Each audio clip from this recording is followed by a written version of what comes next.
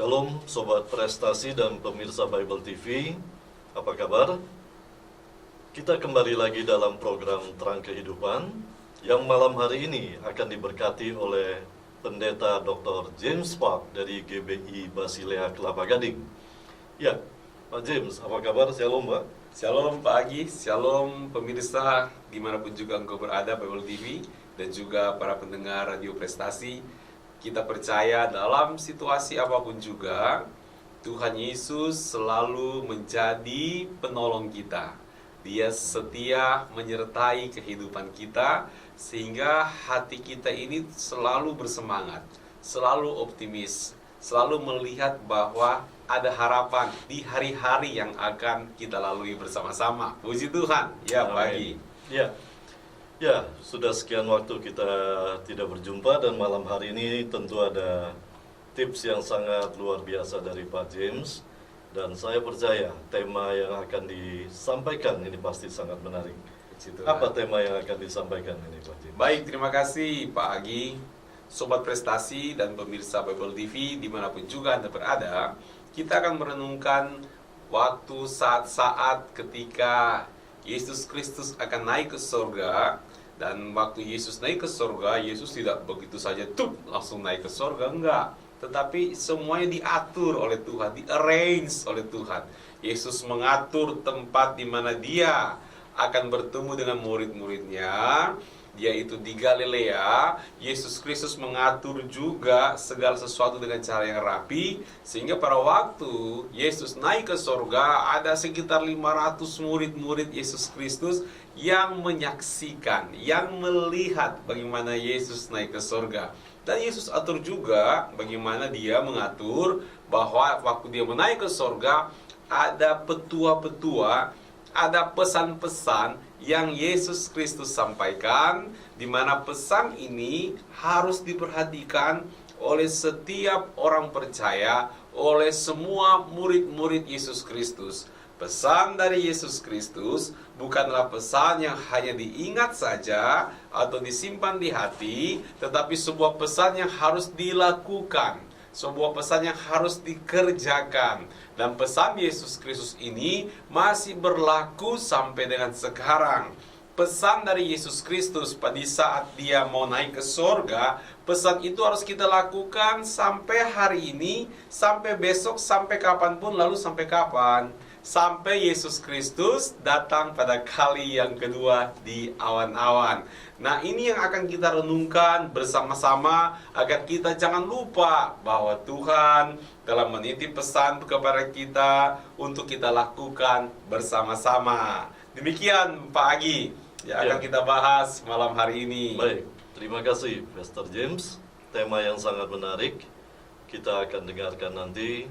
Kenapa sih Tuhan Yesus harus sampai naik ke surga ya Pak ya? Ya. Pasti ada tujuannya. Dan kita akan siapkan hati kita akan dengarkan firman Tuhan. Namun sebelum itu, mari saya ajak kita semua untuk bersatu dalam doa. Bapa di dalam kerajaan surga, kami mengucap syukur untuk semua kebaikan yang Tuhan sudah berikan kepada kami. Walaupun dalam kondisi yang saat ini Tuhan, wabah yang meluas, tapi kami percaya tangan Tuhan kuat untuk menopang kami semua. Terima kasih Tuhan, kami masih mendapatkan kesempatan untuk mendengarkan firman-Mu. Biarlah kami siapkan hati, kami mau buka hati dan pendengaran kami untuk menerima firman-Mu. Karena kami percaya firman-Mu tidak akan kembali dengan sia-sia. Terima kasih Tuhan. Kiranya Engkau berkati hamba-Mu yang akan menyampaikan firman, yaitu Pastor James, dan berkati kami semua, agar kami siap untuk menerima firman-Mu. Terima kasih Tuhan, di dalam nama Tuhan Yesus kami berdoa. Haleluya, amin. Ya, Sobat Prestasi, sambil firman Tuhan ini disampaikan, jika Anda punya pertanyaan, Anda mungkin ada permintaan doa, Anda dapat mengirimkan WA ke 0817 197453. Sekali lagi 0817 197453. Baik, kita segera akan dengarkan firman Tuhan. Dan waktu saya persilakan Pak James. Terima kasih Pak Agi. Sobat Prestasi dan pemirsa Bible TV, mari kita renungkan firman Tuhan yang diambil dari Kisah Para Rasul pasal 1 ayat yang keempat sampai dengan ayatnya yang ke-11. Kisah Para Rasul pasal yang pertama ayat yang keempat sampai dengan ayatnya yang ke-11. Dan nanti Bapak Evangelis Agi Darmawan MTH akan membacakan ayat ini untuk kita simak bersama-sama. Silakan, Pak. Baik. Demikian firman Tuhan. Pada suatu hari ketika ia makan bersama-sama dengan mereka, ia melarang mereka meninggalkan Yerusalem dan menyuruh mereka tinggal di situ menantikan janji Bapa yang demikian katanya. Telah kamu dengar daripadaku, sebab Yohanes membaptis dengan air, tetapi tidak lama lagi kamu akan dibaptis dengan Roh Kudus. Maka bertanyalah mereka yang berkumpul di situ, Tuhan, maukah engkau pada masa ini memulihkan kerajaan bagi Israel? Jawabnya, engkau tidak perlu mengetahui masa dan waktu yang ditetapkan Bapa sendiri menurut kuasanya. Tetapi kamu akan menerima kuasa kalau Roh Kudus turun ke atas kamu, dan kamu akan menjadi saksiku di Yerusalem dan di seluruh Yudea dan Samaria sampai ke ujung bumi. Sesudah ia mengatakan demikian, terangkatlah ia disaksikan oleh mereka, dan awan menutupinya dari pandangan mereka. Ketika mereka sedang menatap ke langit, waktu ia naik itu, tiba-tiba berdirilah dua orang yang berpakaian putih dekat mereka, dan berkata kepada mereka, Hai orang-orang Galilea, mengapakah kamu berdiri melihat ke langit?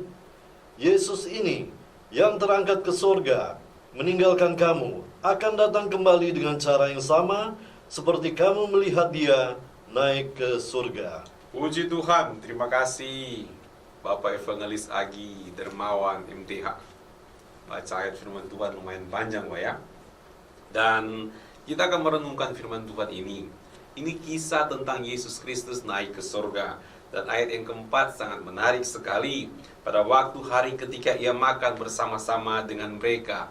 Artinya setelah Yesus Kristus bangkit dari antara orang mati, Yesus Kristus senang untuk bersekutu dengan mereka.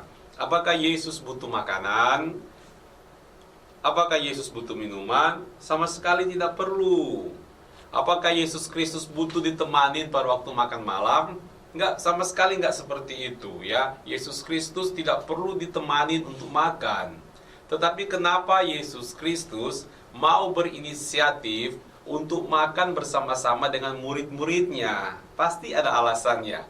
Karena Yesus Kristus ingin ada persekutuan yang erat antara dirinya dengan murid-muridnya.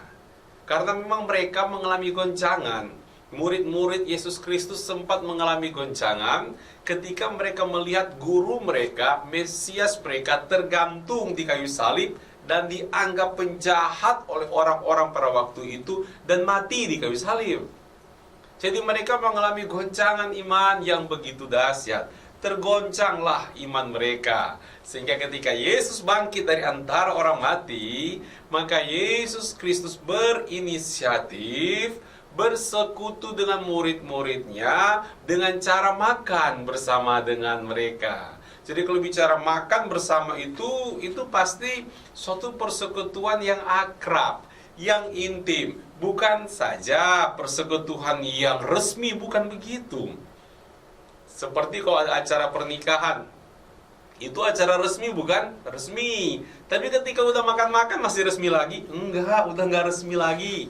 Ketika resepsi pernikahan terjadi, bahkan kita tahu kebanyakan di beberapa tempat pengantin turun dari pewade dan mereka datang mengunjungi para undangan yang ada sambil makan, sambil ngajak ngobrol. Jadi ini suatu bentuk persekutuan yang akrab, yang dekat satu sama yang lain. Yesus Kristus mengambil keputusan, membuat inisiatif untuk dekat dengan murid-muridnya. untuk bergaul akrab dengan murid-muridnya, untuk bersekutu dengan murid-muridnya, supaya mereka merasakan bahwa betul Yesus dekat sekali, intim dengan mereka. Dan dengan demikian, murid-murid Yesus Kristus makin hari mereka makin kenal Yesus Kristus. Iman mereka yang mungkin sempat goncang, kini mungkin makin dimantapkan. Pelan-pelan makin dimantapkan, makin dimantapkan, makin dimantapkan. Mereka jadi makin teguh percaya dengan Yesus, karena Yesus mau gaul dengan mereka, mau bersama-sama dengan mereka. Inilah yang terjadi, ya. Dan kita melihat bagaimana ayat yang keempat ini, ia melarang mereka meninggalkan Yerusalem. Di tengah-tengah persekutuan antara murid-murid dan Yesus Kristus, ternyata ada pesan besar yang disampaikan oleh Yesus Kristus. Ada pesan besar yang harus mereka lakukan. Ini jadi pelajaran juga buat Anda dimanapun juga engkau berada.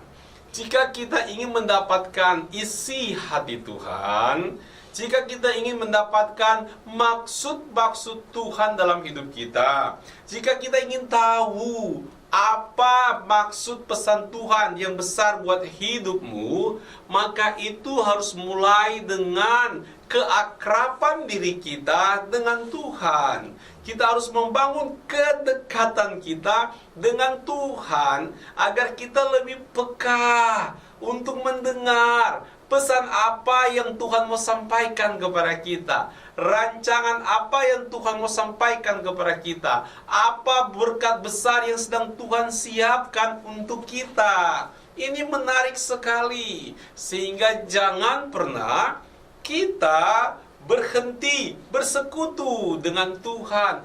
Nanti ruginya di kita. Kita nggak tahu, mungkin Tuhan punya pesan besar, tujuan besar, rancangan besar di tengah-tengah pergumulan yang sedang kita alami. Bagaimana kita bisa tahu? Anda mungkin lagi susah, Anda lagi bergumul dengan kesehatanmu, dengan keuanganmu, dengan karir, dengan keluargamu. Engkau lagi berjuang dengan pendidikanmu, dan engkau tahu hanya Tuhan yang bisa menolong. Kalau engkau tahu hanya Tuhan yang bisa menolong, bagaimana keakrabanmu dengan Tuhan? Bagaimana kita bisa tahu cara Tuhan mau menguatkan kita, cara Tuhan mau meneguhkan hati kita, cara Tuhan mau mengulurkan tangannya kepada kita? Bagaimana kita bisa tahu dan mengerti? Kalau kita tidak mau nempel sama Tuhan, dekat sama Tuhan, bersekutu dengan Tuhan, ini kita harus pikirkan baik-baik. Murid-murid Yesus Kristus, mereka terbuka untuk akrab dengan Tuhan, untuk bersekutu dengan Tuhan Yesus Kristus, dan mereka mendapatkan perintah di sini agar mereka dilarang meninggalkan Yerusalem. Waduh, apa sih Yerusalem? Yerusalem. Beberapa minggu sebelumnya, di Yerusalemlah Yesus Kristus dihujat. Beberapa minggu sebelumnya, di Yerusalemlah Yesus Kristus dikatakan seperti penjahat. Beberapa minggu sebelumnya, di Yerusalemlah Yesus Kristus digantung di kayu salib. Banyak yang mencaci maki dia. Dan di Yerusalemlah Yesus Kristus disalibkan dan mati. Di Yerusalemlah Yesus Kristus dikuburkan. Aduh, ini kisahnya nggak enak hati kalau mau dilihat. Orang bilang masih trauma. Ya, mungkin bisa begitu. Masih ada rasa trauma. Kenapa? Aduh, kok nunggunya di Yerusalem? Dan rata-rata murid-murid Yesus Kristus ini adalah orang-orang Galilea, kecuali Yudas si pengkhianat. Mereka ini bukan penduduk asli Yerusalem, penduduk di luar Yerusalem, Galilea. Di Yerusalem ada peristiwa traumatis, tapi justru Tuhan berkata kepada mereka, tunggu di Yerusalem. Jangan tinggalkan Yerusalem. Aduh, aku kok nggak boleh meninggalkan. Kisah ini kan, tempat ini kan punya kisah-kisah pedih. Kenapa sih nggak pilih tempat yang lain ya? Di tempat Samaria mungkin, nggak tahu deh. Ya di mana kek, terserah. Tapi di Gilgal kek. Kenapa harus di Yerusalem? Itu kan ada kejadian-kejadian traumatis di situ. Tapi Tuhan yang suruh, mereka harus dengar. Mereka harus mengerti. Yesus mau tinggali mereka, lalu mereka disuruh untuk tinggal di Yerusalem. Padahal beberapa minggu sebelumnya ada kejadian tragis di Yerusalem dengan mereka. Maukah mereka taat? Dan mereka mau taat. Mereka mau melakukannya. Mungkin Anda mau move on dalam dirimu, tapi engkau masih berada di tempat yang menurut Anda, aduh ini traumatis buat diriku.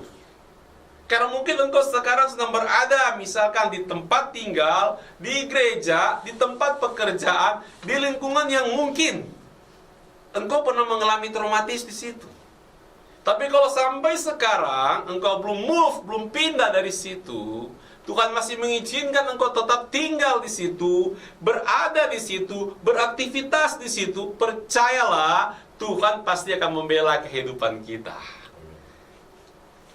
Jangan buru-buru mudik lah. Kalau memang masih di Jakarta, udah wes Jakarta lah, nggak usah kemana-mana. Ropopo kan, ya. Kalau kita ada di mana, Surabaya, udah di Surabaya aja dulu, gitu. Kalau kita memang masih berada di satu tempat dan nggak bisa kemana-mana, percayalah, Tuhan pasti akan menguatkan dan menolong kita. Dan firman Tuhan ini sangat menarik sekali. Karena dia berkata, dan menyuruh mereka tinggal di situ untuk apa? Menantikan janji Bapa, yang demikian katanya. Telah kamu dengar daripadaku, sebab Yohanes membaptis dengan air, tetapi tidak lama lagi kamu akan dibaptis dengan Roh Kudus. Ternyata Tuhan Yesus sudah putuskan bahwa janji Bapa akan dicurahkan kepada para murid-murid Yesus Kristus, bukan di tempat lain, tetapi di ibu kota, di Yerusalem. Tuhan sudah putuskan itu. Kok kenapa harus di sini Tuhan? Ini kan tempat yang traumatis. Emang wilayah Israel cuma ini doang? Memang kota-kota di Israel cuma ini doang? Kan banyak yang lain. Ya sudahlah, Tuhan lebih pintar. Tuhan lebih tahu. Tuhan lebih ngerti mana yang terbaik.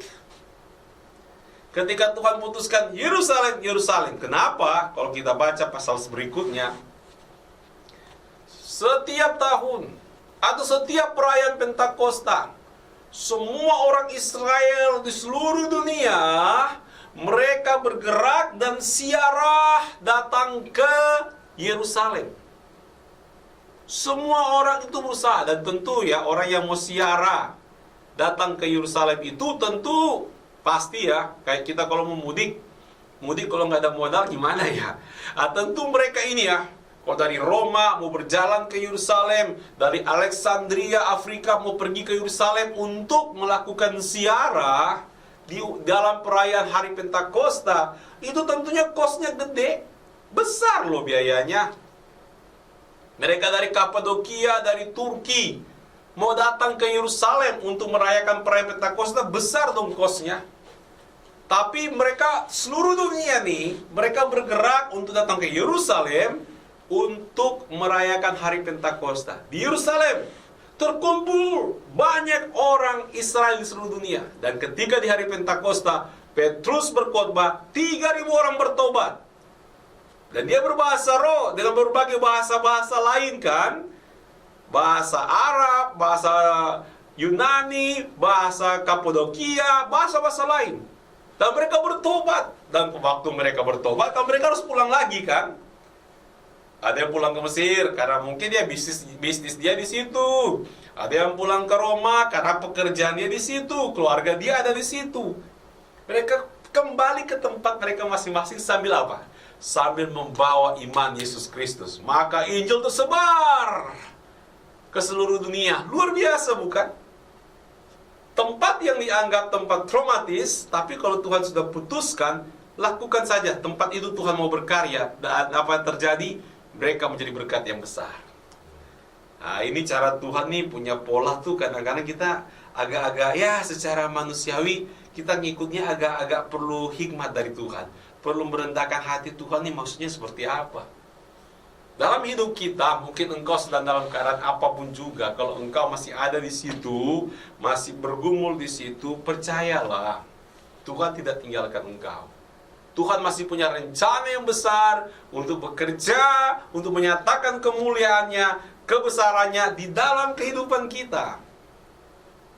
Dan firman Tuhan berkata begini, menyuruh mereka tinggal di situ menantikan janji Bapa. Ada janji dari Tuhan. Bahwa apa? Bahwa ada Roh yang kudus. Mereka akan dibaptis oleh baptisan Roh Kudus. Ini orang-orang percaya loh. Mereka percaya Yesus Kristus. Tetapi mereka mesti dibaptis oleh Roh Kudus. Wah, Roh ilahi. Wih. Bisa dibayangkan antusiasme, semangatnya dari murid-murid Yesus Kristus. Mereka akan menanti pencurahan Roh Kudus, pencurahan Roh ilahi. Ada power, extra power yang akan mereka terima di saat mereka mendapatkan pencurahan Roh ilahi, Roh Kudus itu. Tentu mereka jadi semangat, mereka jadi berapi-api. Mereka pasti akan mau menanti. Kenapa? Tuhan mau perlengkapi dengan kuasa yang besar. Bukankah selama ini setelah 40 hari setelah Yesus bangkit dari antara orang mati, 40 hari Yesus menampakkan diri luar biasa dan memberikan mujizat. Dan mereka tahu itu berasal dari kuasa ilahi. Dan sebentar lagi mereka akan dibaptis dengan kuasa ilahi seperti itu, yaitu pribadi Roh Kudus. Wah, excited dong. Semangat kan pasti. Mereka semangat untuk menantikan janji Bapa tersebut. Dan yang menarik di sini, ya, ayat yang ke-6. Maka bertanyalah mereka yang berkumpul di situ. Maka bertanyalah mereka yang berkumpul di situ, Tuhan, maukah Engkau pada masa ini memulihkan kerajaan bagi Israel? Jadi ayat ini menjelaskan bahwa mereka berarti satu kelompok, satu bahasa. Wah, luar biasa mereka ini ya. Mereka satu kelompok ini, murid-murid Yesus Kristus, satu bahasa mereka. Ya, mereka bertanya, Tuhan maukah Engkau pada masa ini memulihkan kerajaan bagi Israel? Setelah Yesus berjanji, mereka akan menerima janji Bapa, harus tunggu di Yerusalem, yaitu akan menerima Roh ilahi, Roh Kudus itu. Wah, mereka mulai berpikir, wih, jangan-jangan nih, ya, mereka diperlengkapi dengan perlengkapan supranatural, dan nanti Tuhan akan memulihkan Israel. Wih, keren kan? Keren. Kalau Tuhan pulihkan Israel, siapa yang Tuhan mau pakai? Memulihkan Israel itu kayak apa? Memulihkan Israel ini dalam pengertian murid-murid, bagaimana Tuhan akan memulihkan Israel yang dulu kan. Memulihkan artinya kembali ke sedia kala. Bukankah begitu bagi? Memulihkan itu berarti dikembalikan ke sedia kala. Kesedia kala Israel seperti apa? Yaitu minimal di zaman Raja Daud dan Raja Salomo. Menarik bukan? Dan mereka tanya, Tuhan, kapan Engkau akan pulihkan Israel? Artinya, kapan Tuhan akan pulihkan secara politik? Israel akan berjaya kembali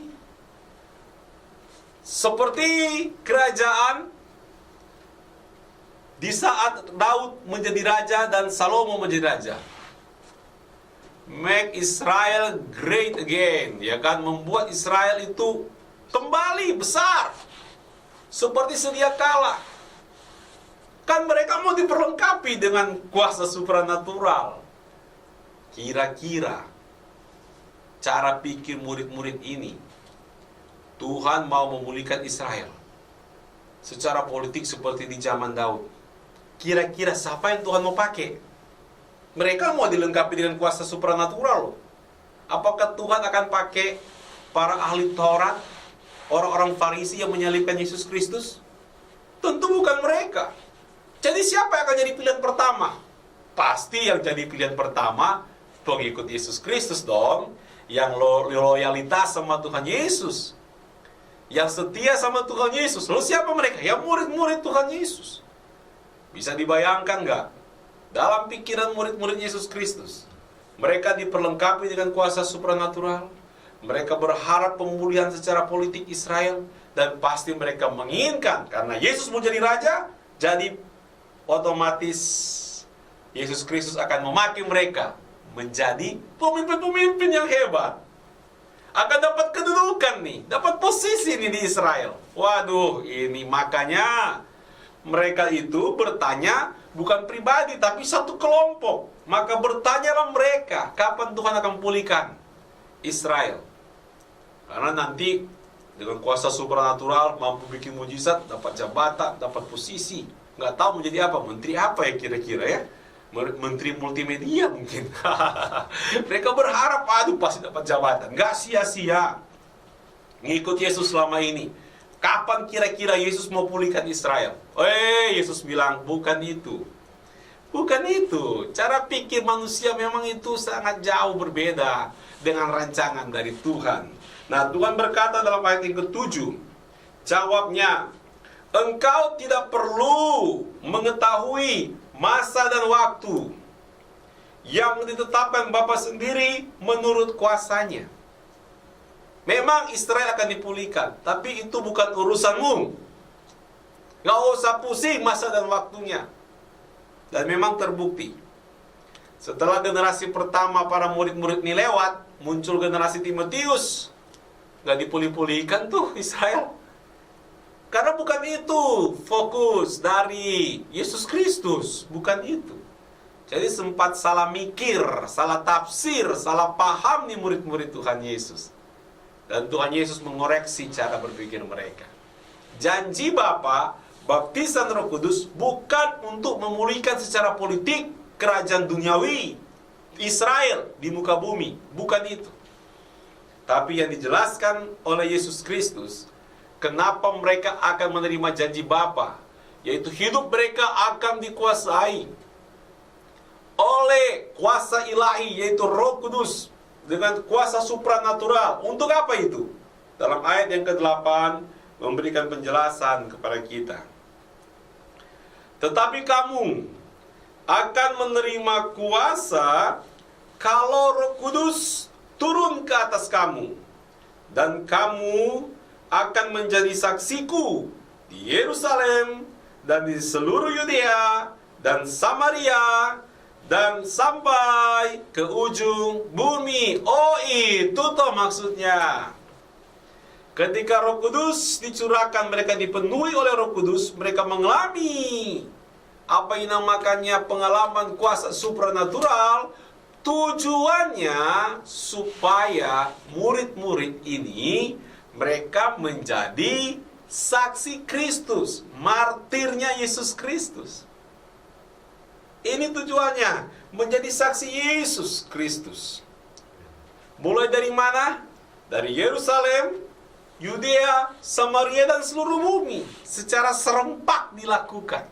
Di Yerusalem iya, di Yudea iya, di Samaria iya, di seluruh bumi iya. Semuanya. Sampai ke ujung bumi. Itu tugas yang dikerjakan. Jadi bukan lagi terkotak hanya untuk keluarga besar. Bukan lagi terkotak hanya untuk satu suku. Bukan hanya lagi terkotak di satu daerah. Bukan lagi hanya terkotak di satu kerajaan, yaitu Israel. Bukan. Open-minded dong. Yesus punya pemikiran beda. Sampai ke ujung bumi.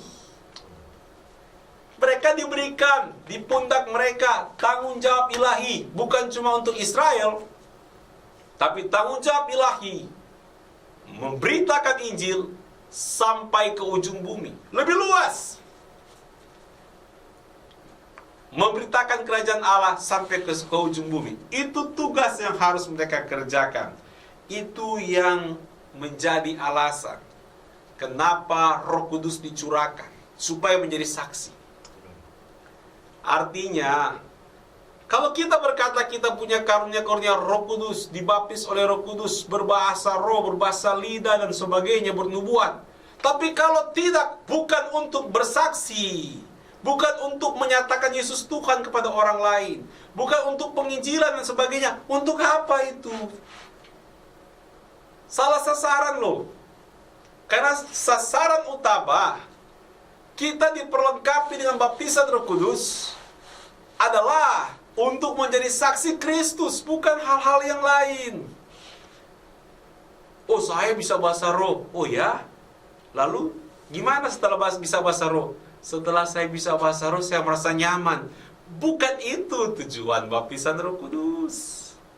Bukan itu tujuan daripada karunia-karunia Roh Kudus. Bukan. Bukan membuat kita bisa merasa nyaman karena bisa bahasa roh. Saya punya karunia nubuatan. Jadi gimana? Wah, saya merasa sukacita, saya bisa punya karunia nubuatan. Bukan itu tujuan karunia-karunia Roh Kudus. Bukan. Tujuannya untuk jadi saksi Kristus. Untuk membuat engkau memiliki kemampuan ekstra, kemampuan ilahi untuk menyaksikan tentang Yesus Kristus kepada banyak orang. Itulah tujuannya baptisan Roh Kudus. Jadi, jangan sampai salah sasaran. Artinya gini, tujuan utama kita lupakan, tujuan-tujuan tambahan, pelengkap-pelengkap justru yang kita kejar. Nggak bisa.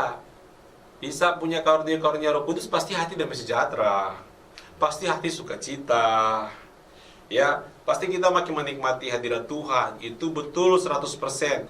Tapi itu bukan sasarannya. Sasarannya untuk membuat engkau menjadi saksi Kristus. Nah, cek hidup kita sekarang. Cek gereja kita, cek persekutuan doa kita. Kita mengobarkan karunia Roh Kudus itu. Apakah membuat kita makin berkobar-kobar, bersaksi, menyaksikan tentang Yesus Kristus? Ataukah hanya sampai makin kita merasa damai, sukacita, bahagia, tenang, dan sebagainya? Harus hati-hati. Ya, harus hati-hati. Nah, kita lihat yang berikutnya. Di ayat yang ke-10 atau ayat yang ke-9. Sesudah ia mengatakan demikian, terangkatlah ia disaksikan oleh mereka, dan awan menutupnya dari pandangan mereka.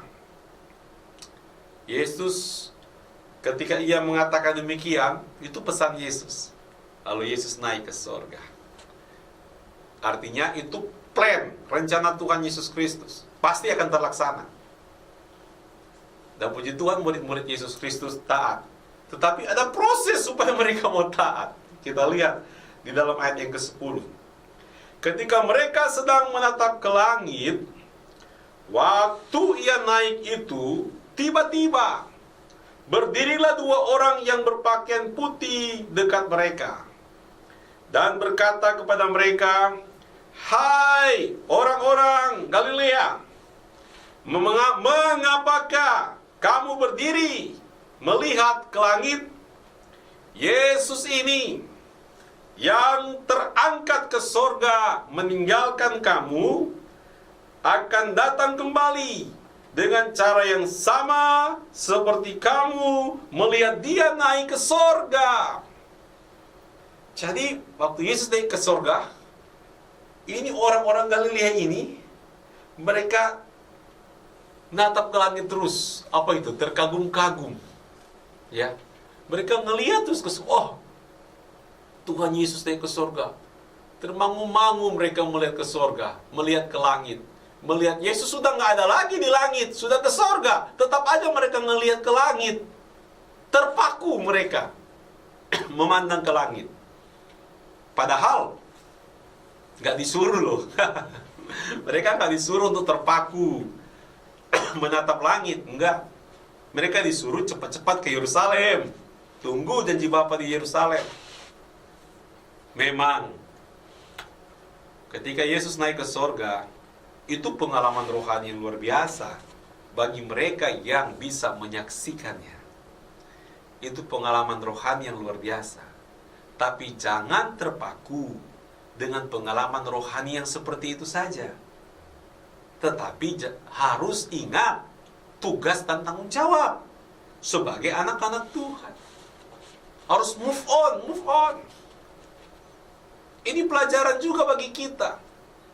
Mungkin kita pernah mengalami secara pribadi pengalaman rohani yang besar, yang ajaib, yang luar biasa, yang dahsyat, yang supranatural. Wajar memang kalau kita terpaku, termangu-mangu, terkagum-kagum dengan pengalaman itu, wajar. Tetapi jangan sampai waktu kita, tenaga kita, semuanya tersita dengan pengalaman itu. Kita harus bergerak. Kenapa? Pengalaman itu yang kita alami, pengalaman rohani yang besar itu ada tujuan. Di mana kita harus bertindak menjadi saksi Kristus. Jadi mungkin Anda sudah 3 tahun, 5 tahun, 10 tahun, 20 tahun selalu bercerita, bersaksi tentang pengalaman rohani yang besar. 20 tahun yang lalu pernah terjadi, 10 tahun lalu pernah terjadi, 5 tahun lalu pernah terjadi, 3 tahun lalu pernah terjadi. Boleh nggak? Boleh nggak, salah. Anda terkagum-kagum, boleh nggak? Boleh. Yang bahaya kalau kita cuma sampai di situ, nggak bikin apa-apa buat Tuhan. Bahkan hanya mengharapkan, pengalaman pribadi ini bagaimana kok kejadian lagi. Ditunggu-tunggu sampai 25 tahun nggak pernah jadi-jadi. Pengalaman supranatural itu saya tunggu-tunggu udah 10 tahun, 20 tahun, 30 tahun, tunggu kapan lagi terjadi. Nggak jadi-jadi. Kenapa? Karena hati kita terpikat, terpaku dengan itu, sehingga tidak melakukan tanggung jawab kita sebagai anak Tuhan. Jadi kontraproduktif. Jadi kurang bermanfaat. Mungkin ketika engkau mendapatkan pengalaman rohani supranatural seperti itu, dan gara-gara pengalaman itu engkau bertindak banyak menjadi saksi Kristus, Tuhan bisa membuat kok pengalaman rohani yang berikutnya untuk meneguhkan pekerjaanmu yang telah engkau lakukan di dalam Tuhan, untuk membuka lagi engkau lebih on fire lagi, untuk melakukan pekerjaan Tuhan yang lebih besar lagi, untuk step berikutnya, step berikutnya, step berikutnya. Ini namanya jangan terjebak di masa lalu. Jangan lupa sejarah betul, tapi jangan terjebak dengan masa lalu. Jangan lupa tugas dan tanggung jawab kita. Itulah penyebabnya. Sehingga malaikat di sorga negur murid-murid Tuhan Yesus. Ngapain kalian? Natap-natap ke langit terus. Dan dijelaskan, Yesus Kristus yang naik ke surga seperti ini akan datang lagi dengan cara yang sama pada kali yang kedua. Dengan mendapatkan penjelasan seperti itu, maka mereka kembali ke Yerusalem, dari Galilea ke Yerusalem dengan hati penuh sukacita, dan mereka menantikan janji Bapa. Dan janji Bapa digenapi, nama Tuhan dipermuliakan. Ketika firman Tuhan berbicara kepada kita, berbicara di hati kita, semestinya itu harus membuat kita tambah semangat, tambah on fire, tambah bergebu-gebu untuk melayani Tuhan, untuk memuliakan nama Tuhan. Ya, Tuhan baik. Tuhan naik ke sorga, meninggalkan kita di bumi ini bukan tanpa tujuan, bukan tanpa alasan. Nanti Pak Agi akan sharing kepada kita dengan cepat. Paling tidak ada 3-4 alasan kenapa Tuhan Yesus naik ke sorga. Mengapa Tuhan Yesus melakukan itu? Tentu itu punya tujuan supaya ada manfaat besar buat kita anak-anak Tuhan. Kita harus percaya hal yang seperti itu. Nanti Pak Agi akan sharingkan kepada kita. Ada 3 atau 4 alasan Yesus Kristus naik ke surga. Poin-poinnya saja akan disampaikan. Silakan Pak. Baik, terima kasih Pak James untuk kesempatannya. Ya, kita akan ulas beberapa alasan kenapa Tuhan Yesus itu naik ke surga. Yang pertama, poin yang pertama adalah untuk meneguhkan bahwa Tuhan Yesus itu adalah Tuhan. Itu sesuai dengan ayat di Markus 16 ayat yang ke-19. Bisa dibaca kali Pak. Baik. Nah, sesudah Tuhan Yesus berbicara demikian kepada mereka, terangkatlah ia ke surga, lalu duduk di sebelah kanan Allah. Dan di sana dia menyediakan tempat bagi kita. Yohanes 14:2 ayat 3 2 dan 3 maksud saya. Nah, jadi Tuhan Yesus itu menyediakan tempat, Ya, Pak, ya. betul. Nah, bisa kita lihat juga di Yohanes 14 ayat yang kedua dan ketiga. Di rumah Bapakku banyak tempat tinggal. Jika tidak demikian, tentu aku mengatakannya kepadamu. Sebab aku pergi ke situ untuk menyediakan tempat bagimu. Dan apabila aku telah pergi ke situ dan telah menyediakan tempat bagimu, aku akan datang kembali, membawa kamu ke tempatku, supaya di tempat di mana aku berada, kamu pun berada. Haleluya. Nah, itu sesuatu yang indah, Pak James. Amin, Ya. amin. Tuhan ingin selalu dekat dengan kita. Yes. Tuhan ingin dimanapun Tuhan berada, kita juga berada. Amin. Nah, itulah sebabnya poin pertama ini tadi Pak James teguhkan dan dibahas di pembahasan ini. Jadi Tuhan naik ke surga untuk menyediakan tempat bagi kita. Amin. Dan memang benar, Tuhan ingin pada saat nanti kita juga bersama-sama dengan Dia di surga. Yes. Nah, itu poin yang Oke. pertama ya Pak James ya. Ya, baik, baik. Nah, kemudian untuk yang kedua, poin yang kedua secara cepat yaitu untuk mencurahkan Roh Kudus, yaitu di dalam Matius 3 ayat 11. Saya akan bacakan. Aku membaptis kamu dengan air sebagai tanda pertobatan. Tetapi Ia yang datang kemudian daripadaku lebih berkuasa daripadaku, dan aku tidak layak melepas kasutnya. Ia akan membaptis kamu dengan Roh Kudus dan dengan api. Nah, ini adalah hal yang disampaikan oleh Yohanes Pembaptis, Ya, ya. betul. Jadi pada saat Yohanes membaptis itu dengan air, nah itu yang dia lakukan. Nah, namun ternyata yang datang berikutnya itu adalah Tuhan Yesus, Yes. yang akan membaptis dengan Roh Kudus dan api. Amin. Nah, kalau saya lihat dari apa yang Pak Jim sajikan ini, bahwa tujuan yang kedua, yang pertama tadi adalah Tuhan menyediakan tempat bagi kita, dan yang kedua adalah selama kita ditinggal oleh Tuhan Yesus ke surga, kita punya kekuatan apa? Tentu, kita tidak mampu kalau Tuhan tidak berkarya dalam kehidupan kita. Ya. Untuk itulah Tuhan naik ke surga, sebagai gantinya dicurahkan Roh Kudus bagi kita Amin. sebagai penolong yang akan menuntun kehidupan Yes, kita. betul. Nah, secara singkatnya seperti itu. Amin. Dan yang terakhir, yaitu poin yang ketiga, yaitu untuk menjadi imam besar yang agung bagi kita, yaitu di Ibrani 4 ayat yang ke-14 dan Ibrani 8 ayat yang pertama. Saya akan bacakan itu. Karena kita sekarang mempunyai imam besar agung yang telah melintasi semua langit, yaitu Yesus anak Allah. Baiklah kita teguh berpegang pada pengakuan iman kita. Inti segala yang kita bicarakan itu ialah kita mempunyai imam besar yang demikian, yang duduk di sebelah kanan tahta, yang maha besar di surga. Yes. Nah, ini poin yang terakhir. Jadi Tuhan Yesus itu adalah imam agung bagi kita. Amin. Kepada siapa kita harus percaya? Kita lihat kehidupan kita. Kalau kita berharap kepada manusia, bergantung kepada manusia, tentu bukan tidak ada pertolongan yang datang, ada, tapi mungkin itu tidak selamanya. Kita berterima kasih, kita bergantung kepada teman kadang, kepada seseorang, dan kita mendapatkan pertolongan. Tapi sampai kapan kita akan dapat yang seperti itu? Hanya ada satu yang kita bisa dapatkan selamanya, yaitu iman agung kita, Ya. yaitu Bapa di dalam surga, yaitu Tuhan Yesus Kristus maksud saya. Nah, jadi poin yang ketiga adalah imam agung yang besar. Nah, itu Yes. Pak James. Kalau dari saya mungkin saya bisa jabarkan seperti itu yang 3 poin ini. Baik, terima kasih Pak Agi. Apa yang Bapak Evangelis Agi Dermawan Imtiaz sampaikan itu juga menjadi suatu kesimpulan khotbah kita pada saat ini. Tuhan Yesus memberkati kita semuanya. Haleluya, Haleluya. puji Tuhan.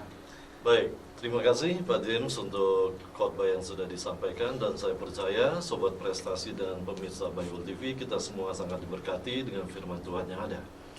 Dan kita akan berjumpa kembali pada hari Senin depan, yaitu pukul 9 sampai 10 malam.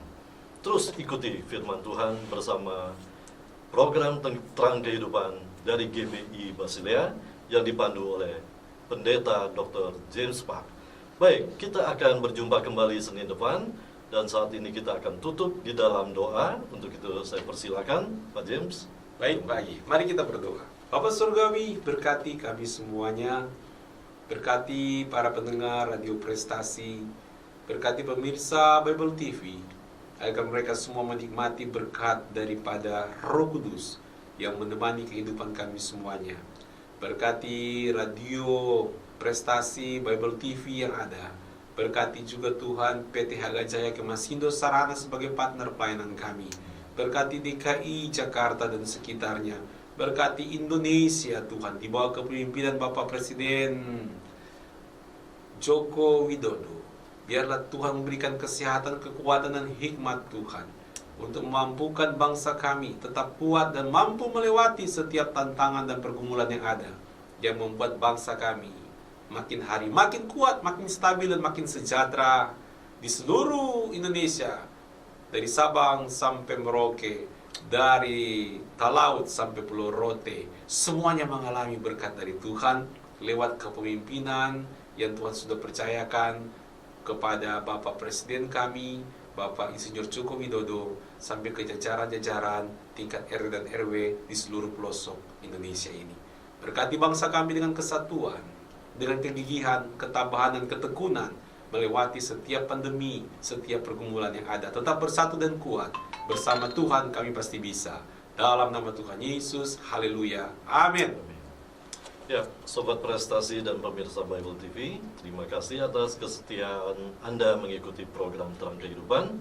Sampai jumpa dan selamat kembali beraktivitas. Tuhan Yesus memberkati. Shalom.